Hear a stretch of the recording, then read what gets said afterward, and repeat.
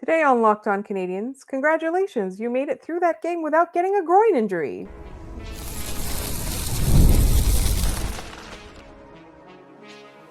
You are Locked On Canadiens, your daily podcast on the Montreal Canadiens, part of the Locked On Podcast Network, your team every day.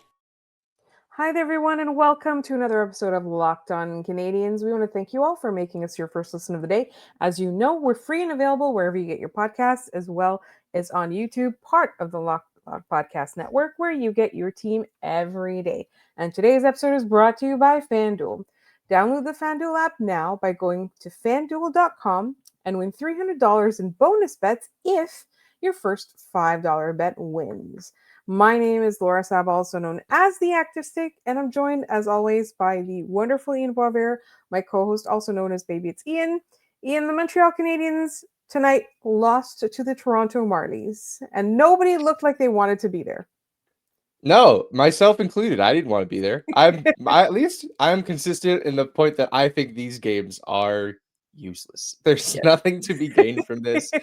If you're upset after a 7-2 preseason game, which I know there's a few listeners who will send out very angry emails about how that game went, and I just don't have the energy to be upset about it. We should talk about those injuries because we're recording this after Marty has already spoken to the media and given his 2 cents on the injuries. Mike Matheson noted when he was asked about it that like the threshold for getting pulled from a game in the preseason is so low that like it's not really something to be concerned about. But you have the update from Marty, yes? Yes, I do. So essentially, we all kind of saw this coming. That not we all saw this coming. Like for me, the preseason is the time for groin injuries. That's what happens. Like every team has at least 4 or 5 guys, and generally, although not necessarily in this case, but generally, it's always like the veterans that get the groin injuries. So this time, it's like sort of like. On any other teams, they'd be like the young guys, but on the Montreal Canadiens, they are veterans. So Caden Guhle and Noah Dobson are now day-to-day with groin injuries, per Marty. David Reinbacher is being evaluated for something not specified by the Montreal Canadiens. And the Matheson quote was was referring to the being asked about Reinbacher. Martin St. Louis says it doesn't sound serious in every case. He's not worried about it. This comes to us from Arpan Basu. Obviously one of the people who one of the most trusted people when it comes to Canadiens coverage. So, you know, I mean, it's another reason not to like the preseason. But how about this, though? Like, I'd like to argue that the preseason is when they get this stuff out of the way, because you don't want this happening in game 3 of the regular season, right?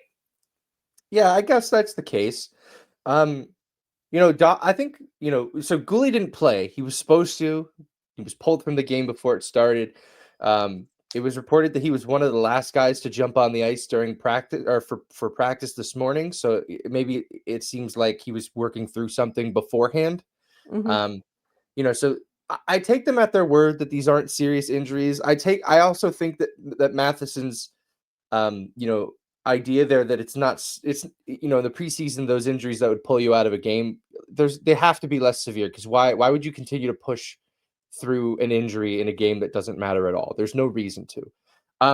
I will say Dobson in the power play at the end of the second period was moving very slowly. So that sort of tips me off. I was thinking, like, is he not as fast as we thought he was? This is only the second game we've seen him play in Montreal, but I was, vindicated in my thought that he looked slow by the fact that he didn't come out to start the third period. Yeah. I'm not overly concerned. The season starts in over a week. There's a lot of time. Actually, as of this recording, it's two weeks. So Yes. Just about 2 weeks. So They posted a it's picture of Cole Caulfield and said this many days until the regular season. So yep. Yeah. So it's I'm not overly concerned. There's no reason for any of them to play in any more preseason games. Yeah, well, they need to get acclimated with their teammates. Yeah, at what cost? Like I'm cool with them chilling until October 8th when the games start to matter. I feel like they did a lot of acclimating over the summer. A lot of guys were here all summer. Sure. Some guys were here early in the summer. Some guys showed up and immediately started skating with everybody. What I did think was funny was the Canadiens alumni social media account posted a picture of David Savard saying there's a rookie in the alumni lounge tonight.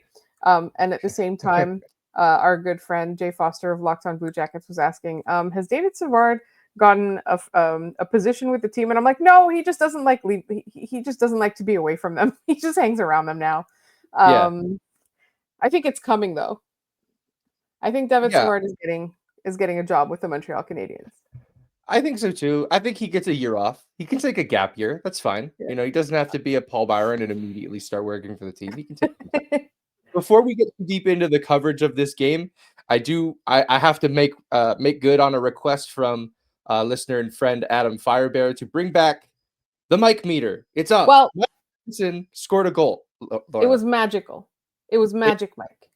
Magic Mike. First of all, Magic, he didn't get hurt because that would have been we would have lost half of our defensemen in that game. Actually, he would have been the fourth defenseman they lost because they lost Guhle before the game even started. Yeah. You want to hear my conspiracy theory, Laura? So he had a pump fake at the point. He like faked the shot and he sent Scott Laughton out of the lane and then he fired it at the net. I think years and years of Matheson firing that puck from the blue line with reckless abandon at the glass has caused people to actually have to think he's going to shoot it. So now when he doesn't, they're completely caught off guard. It's a heist. It's been a heist years in the making. He's stolen their ability to defend that play. So I'm going to give him a 4 for that game. I loved that pump fake and then just wristing it past the goalie from the point. I love to see it. I'm gonna give it a 5 because I just really love Mike Matheson. Man, but we don't know how many more of these we have left. We have to keep bringing it up. Every game there will be a mic meter. Don't hold me to that, but we're gonna try. Yeah. Although, to be fair, we were talking about Engstrom because we expect him to eventually replace Mike Matheson on this team. And then we said we needed a meter for him. And then our good friend Kyle Roberts came up with the Engstrometer. And Engstrometer is so good. I'm mad I didn't think about it. All right. Let's talk a little bit more about that game because we have to. Samuel Montembeault heard us say nice things for like 10 whole minutes yesterday and decided that he was going to turn us into liars. Yeah, not a strong showing from Sam. He seemed very loud in his crease. Even on the saves he did make, he wasn't fully. You just tell he wasn't comfortable in there. That's going to happen to a goalie from time to time. I'm not all that concerned about it. Fowler didn't fare all that much better in the one period he got later on. So that is what it is. What did you think of Kirby Dach? I thought we saw some very confident play from Kirby Dach, which was really great to see. I like that Kirby Dach did not piss me off. The bar is really low in reality, but in Canadiens fandom and media and the hype around this guy, the bar is super high. Right? You guys got to bear with me. If you can see this on YouTube, I have clearly not slept in years. I'm like stumbling on my words. But the bar for Kirby Dach is low in reality, given what he has encountered and is coming back from, and high in atmosphere. I'm going to call it high in expectation, high in fan expectation. I was surprised to see him because they kept talking about how he was going to be ready for opening night. Technically, they weren't lying. But it's encouraging to see that either he was ready to go or wanted to go before we got there. And I love that. And I don't know. I felt not relieved, but encouraged by Kirby Dach's showing in that game. Yeah, me too. I think that line is going to cause us a lot of heartburn defensively. They were on the ice for a couple goals against tonight, and I didn't think they were perfect. I didn't think they were at fault for all of them. Like the first one was on O'Rourke, who just at the blue line just decided, I'm going to throw it off this body in front of me and give them a break going back the other way. And then Matheson and Dobson had a whole gaff. I thought we saw Kirby Dach move faster tonight than we did all of last season. Like the speed was there. He was definitely moving with more command of his motion. He threw in a little spin move towards the end of the game. I also my favorite thing that he did was when Ivan Demidov got lit up coming across the blue line. Perfectly clean hit. It was shoulder on shoulder. Demidov got caught looking down at the puck because it was in his feet.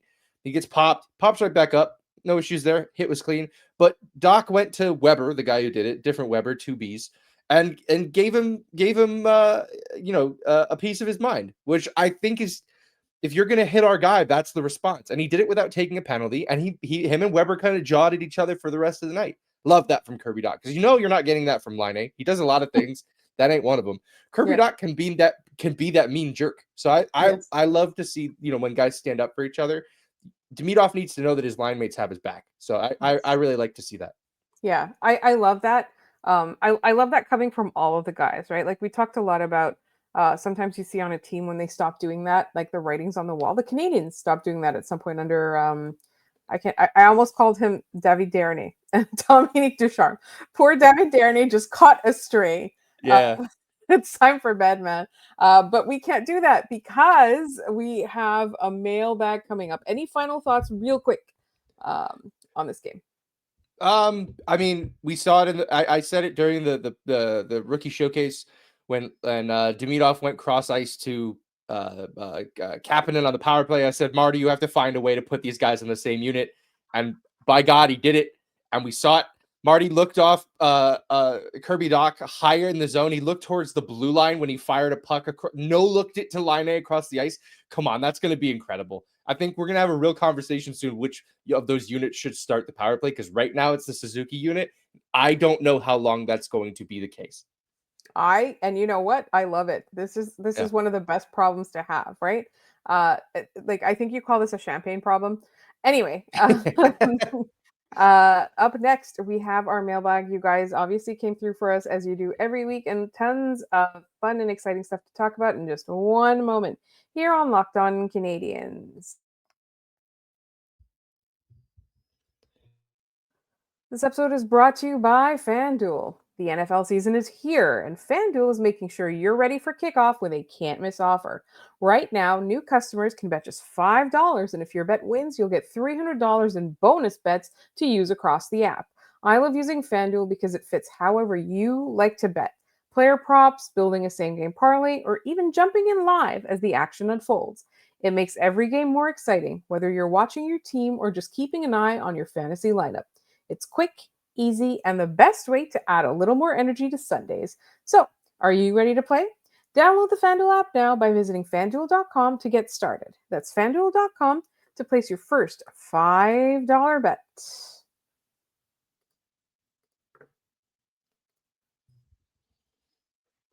All right, let's get into the mailbag. We got we always get really, really good questions from all of you guys. What's up first, Ian? Would you believe it's a Roberts brother? It is. It's Kyle Roberts. And this will be a quick one because it's really a victory lap opportunity for me. Hi, Ian, Laura, and fellow Roberts brothers. This is Kyle Roberts. I think I've solved the problem with overtime. What if the teams each get a chance to have a power play opportunity? Home team on the power play first. If they score, then away team gets a chance to score. Think shootout rule is exception. If PK scores a short-handed goal, then it's game over. Both teams tie. We do a round of 5-on-3, still tied shootout. This would keep overtime looking like hockey. I love this idea because I actually pitched this idea on this show last year when we got in a similar situation where I was just tired of 3-on-3 overtime. I think this feels more like the NFL, where you each get a chance with the ball, unless defense scores, in which case it's over. I'm still in love with this idea. I think every day it becomes more and more my favorite way to solve a hockey game. Have you changed? Have I moved the needle for you at all? Because you came in as like 3-on-3 agnostic. Like it wasn't like I love this or I hate this. You were very much the control group, and I came in here, firing away at this is the worst thing I've ever seen. I actually like the idea. I find it intriguing. I think it's going to be fun. Like I think it would be fun. That's the aspect, because what's happened with 3-on-3 is it's removed the fun aspect out of the game for us. They implemented it so that it would be more fun, and then now it's just like teams have overcoached it, right? Right. And power plays and penalty kills are already overcoached, and it's made the game better. Like power plays have set plays. Like 3-on-3, it's really just we're going to cycle until you make a mistake. Like that's what drives me nuts about it. I really like the idea of going to power plays. The power play, in my opinion, is I think it's one of my favorite things that happens in a hockey game. There's not a lot of other sports that do that. So thank you for vindicating me, Kyle, and joining me on team leave 3-on-3 in the past. We're doing power plays now. Next question from Jess. Jess asks, love the show and listen regularly. Thanks always for giving us such fun and informative content. Of course, thank you for listening and for writing in. In an alternate universe, Slafkovsky doesn't exist. If you two are Hugo, how would this change not only your number 1 pick of 2022, but the subsequent 2 number 5 picks of the years afterwards? Would his absence only change the draft choice in 2022 or other years also? I think this is fascinating. Where are you at on this? Like, if Slafkovsky's not an option in the 22 draft, you're Kent Hughes and you walk up on stage for the first time as the general manager of the Montreal Canadiens, who are you picking? It's interesting because at the time, there were only 2 options. It was Uri Slafkovsky or Shane Wright until Shane Wright slid, right? Right. So I'm trying to think of who from that draft I would want the most. But the question was, who would you do it? Or what would Kent Hughes have done? And I think they're 2 different answers. Yeah. Right? Yeah, they are. Yeah. I mean, I might walk up there and take Logan Guhle. That was the top name on my mind right now. Yeah. But I don't know. Does he do it? Does Kent Hughes do it? No, I don't think he does. I think he goes up there and he takes Simon Nemeth. And I think that changes the Reinbacher pick. The Reinbacher pick, maybe they take Michkov in that draft. You know, because they've got the right-hand big defenseman that they needed. Maybe they decide we don't need another one of those in the next year. We can get Michkov. And then does that mean we get Demidov in the next year?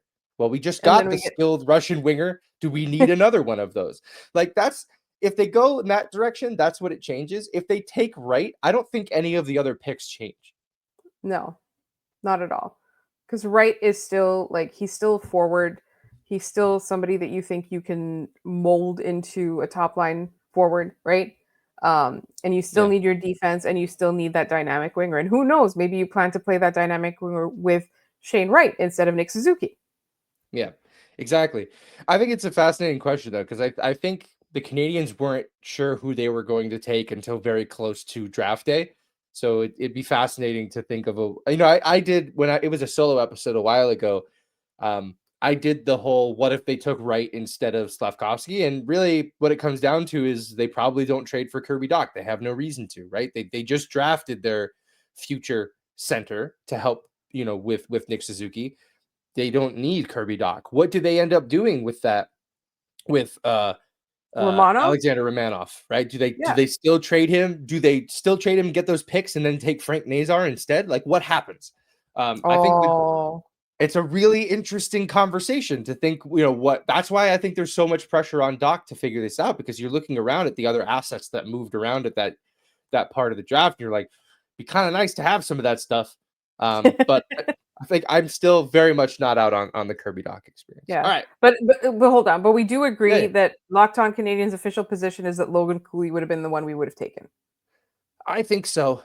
I think so. You could talk me into Wright too. Like, don't get me wrong. I think it's really a 1A, 1B, but I think Guhle is I think he's a tremendous hockey player, and he has more of a track record at this point than Wright does. Not to say that one won't be better than the other one, but just as of right now, if I was making that pick again, it would probably be Guhle. Yeah, I agree. All right. Brent writes in, firstly, in an upcoming season, would you rather Suzuki and Caulfield both make the Olympic team and Ivan Demidov receives no awards for the season, or Ivan Demidov wins the Calder Trophy, but Suzuki and Caulfield don't make an Olympic roster? What would you rather have? Okay, listen. I don't want anyone yelling at me, but I think I want Nick Suzuki to make the Olympics. I don't much care about Cole Caulfield. In fact, it's in my favor if the U.S. doesn't take him. I like the idea of, like, the Calder Trophy is better for the Montreal Canadiens as a whole, right? Like having 2 back-to-back Calder winners, but that's also just a trophy, right? Like the Olympics have taken on so much more national meaning that I really do think that, Nick Suzuki making the Olympic team is a bigger deal to me personally. Yeah, I think it's funny because you only get one crack at the Calder. Like, he's never going to get it. Like, Suzuki's going to have more shots at an Olympic roster. So is Cole Caulfield. So is Lane Hudson. But like, Demidov only has this one shot at the Calder. And I still think I agree with you. Like, I still think that, like, Demidov, while the Calder's swell. We know it is. We had one in the building during that first preseason game. I still personally think that making the Olympics would be a larger accomplishment. You're battling the best of the best, not just the best of the new. So I think that's where that comes from for me. One more here from Brent. In a hypothetical world where the Habs don't win the cup this season, would you rather the Edmonton Oilers win the cup, breaking the Canadian drought and giving McDavid his missing accomplishment, or the Toronto Maple Leafs miss the playoffs, Vegas wins the cup, and Mitch Marner wins the Conn Smythe Trophy? Which one would you rather have? This is from Brent. I can't believe I'm excited for hockey to return. The latter. The Leafs don't make the playoffs. Vegas wins the cup, and Mitch Marner gets the Conn Smythe. I think it's just too funny. I know everyone wants to see Connor McDavid with his hardware. I know it's tragic if the Edmonton Oilers make it all the way to the finals. But as we established, the team that is going to lose in the finals this year is a team that signed Corey Perry. And the team that signed Corey Perry is not Edmonton anymore. It is the Los Angeles Kings. So yeah, it's true. I want neither of these things to happen, but if I had to pick, I'll pick Edmonton, mostly because as we're recording this today, the Vegas Golden Knights took away press credentials from The Athletic because they were asking questions about the Knights potentially signing players from the Hockey Canada trial. It doesn't matter how many games they win. That is the biggest loser organization you can have. Just taking away press credentials because you're getting questions you don't like because of a situation you've entirely created upon your own volition.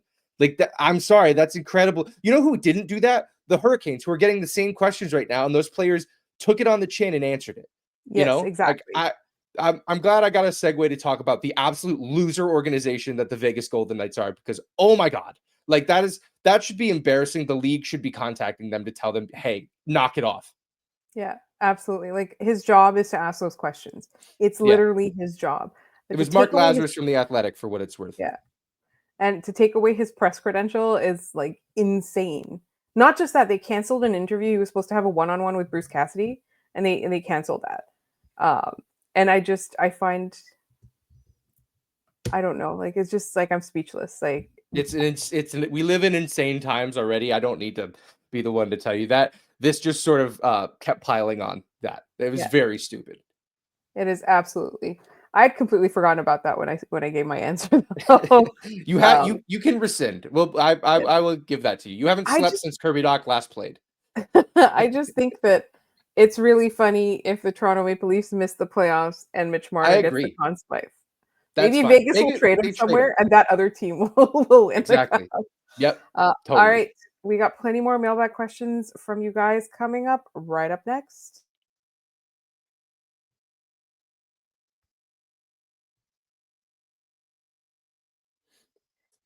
All right, we have some more questions from our very beloved listeners. Ian, what else is on tap? Yeah, let's head to our buddy Alexander here.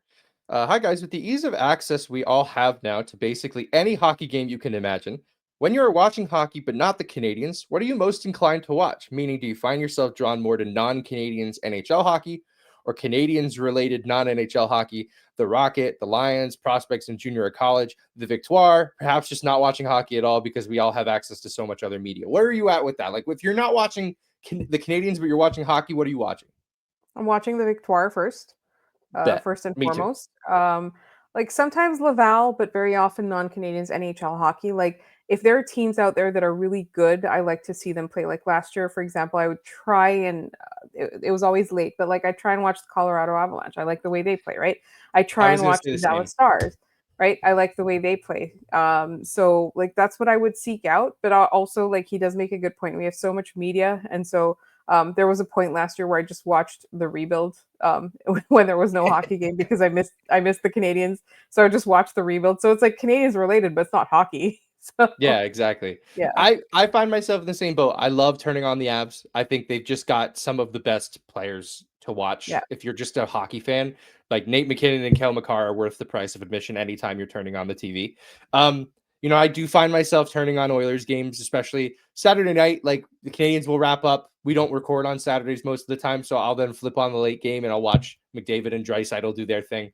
But Other than that, I live on the East Coast. I live in Connecticut, so I get a lot of Rangers. I turn them on a lot. The Islanders, they've been they were kind of crummy last year, as were the Bruins, so didn't do a lot of that last year. But yeah, I find myself drawn to those Western teams that I otherwise wouldn't get to see all that often. Yeah, absolutely. All He right. had another follow-up question, but I don't know if you have the context for that.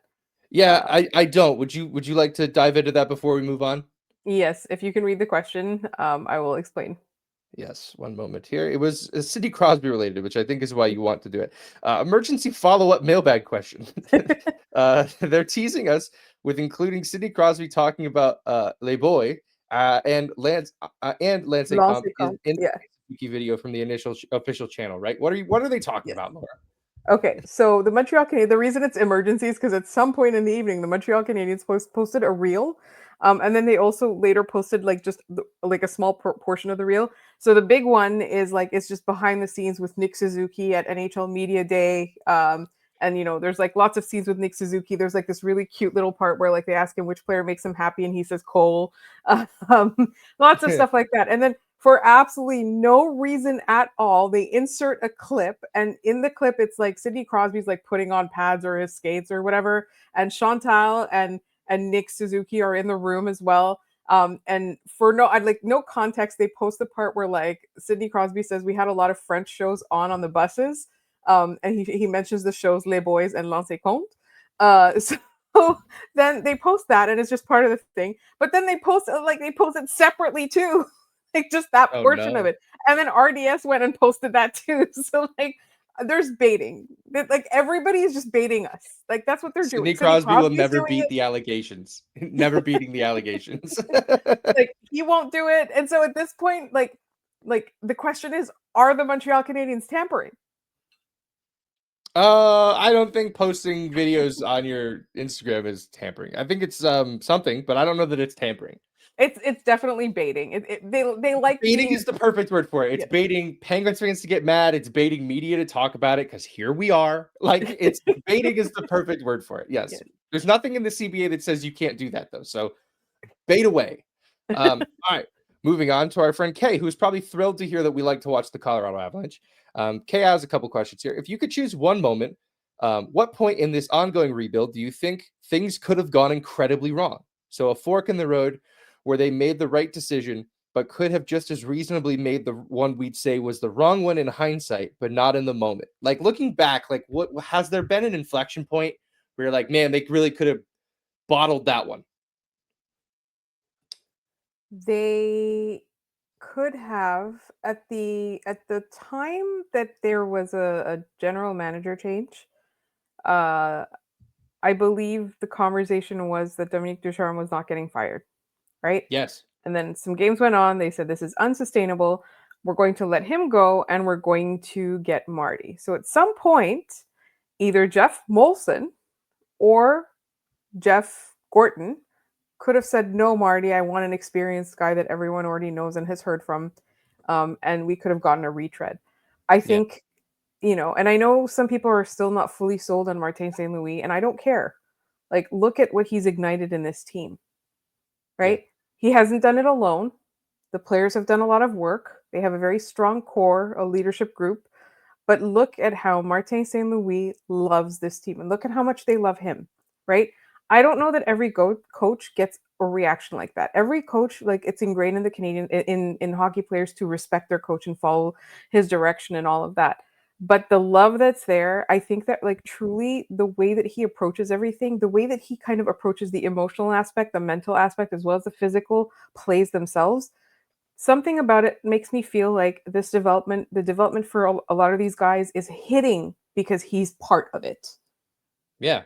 Yeah. I think that's the perfect answer. I think, it would come out later that Jeff Gorton was trying to get Marty to come to the Rangers to be some kind. I think he was trying to get him to come and be a coach in Hartford for their AHL team. So he had his eyes on Marty for a while. And then when he became, vice president of hockey ops for the Canadiens, I bet it was an easier sell to Marty to be like, come be the head coach of your boyhood team.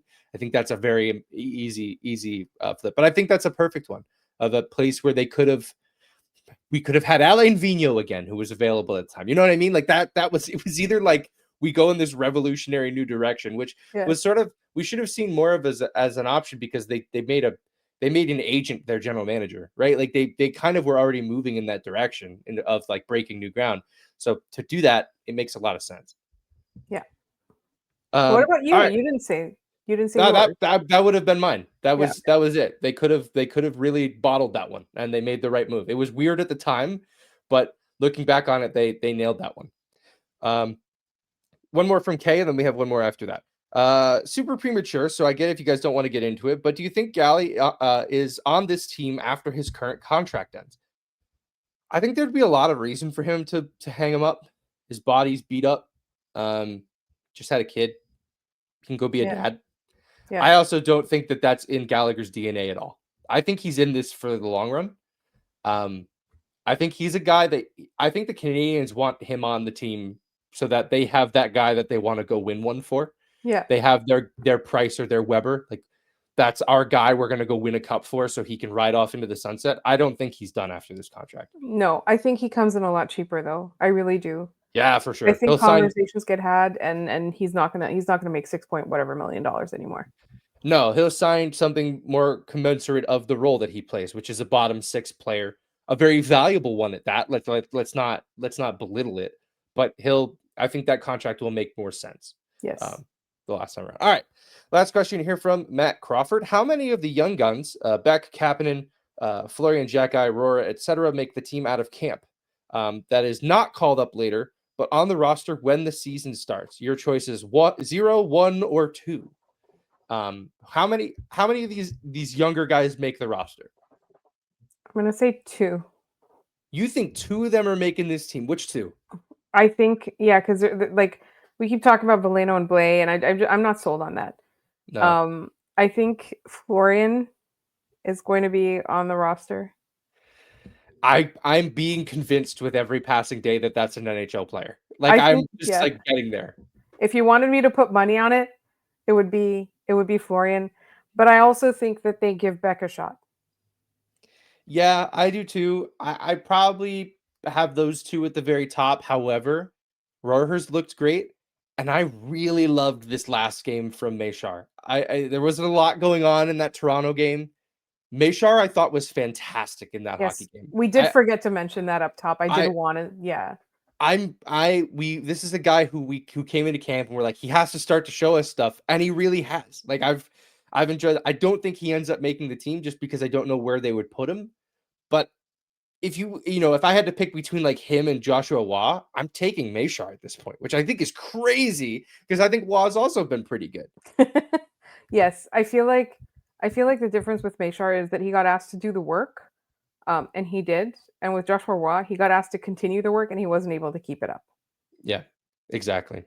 All right, that's it for our mailbag. Let's do our trivia and head out of here. So yesterday's question was in honor of the late great Bernie Parent.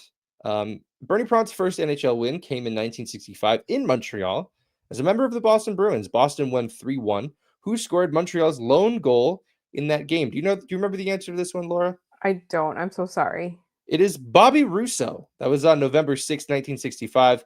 Bobby Rousseau and Jean Belleville had an assist on that goal. But it wasn't enough. That was the only goal they scored against Bernie Parent. A really big loss for the game. A really huge personality, and Bernie Parent guy was always smiling. I remember there was a Winter Classic in Philadelphia, and he played in the alumni game, and he definitely shouldn't have been playing in the alumni game, and he was still like making saves, and I think he faced a penalty shot if I remember correctly. Just a guy who really enjoyed life and lived it to the fullest. So very glad we got to honor him in that way. David Waddy, Super Rain, and Paul P14 were our correct answers on that one. All right. Today's question. Montreal is headed to Quebec City next week to play the Sens as the road team. It's weird. I wouldn't worry about it. Montreal's last regular season game in Quebec was on April 26, 1995. It was a 1-1 tie. Who scored the Montreal Canadiens' last goal in Quebec? If you have the answer to that question, put it in the comments down below this video. Send it to us any way you know how, and we'll give you a shout out on Monday's episode of the show. You heard the man. In the meantime, please make sure you are subscribed to this podcast wherever you get your podcasts, as well as on YouTube. As you know, we're 5 days a week. We cover your Montreal Canadiens. We talk about everything to do with them. Also, subscribe, tell your friends, rate us so people can find us. You can also find us all over social media and send us mailbag questions. You can send us mailbag questions to lockedoncanadiens@gmail.com. You can leave them in the YouTube comments, and you can find us on social media and DM us or reply to us there. We're on TikTok, Blue Sky, and Instagram at Locked On Canadiens. We love hearing from you. You will find my co-host all over social media at Maybe It's Ian. You'll find me at The Active Stick. We want to thank you all so much for listening, and we will see you all on Monday.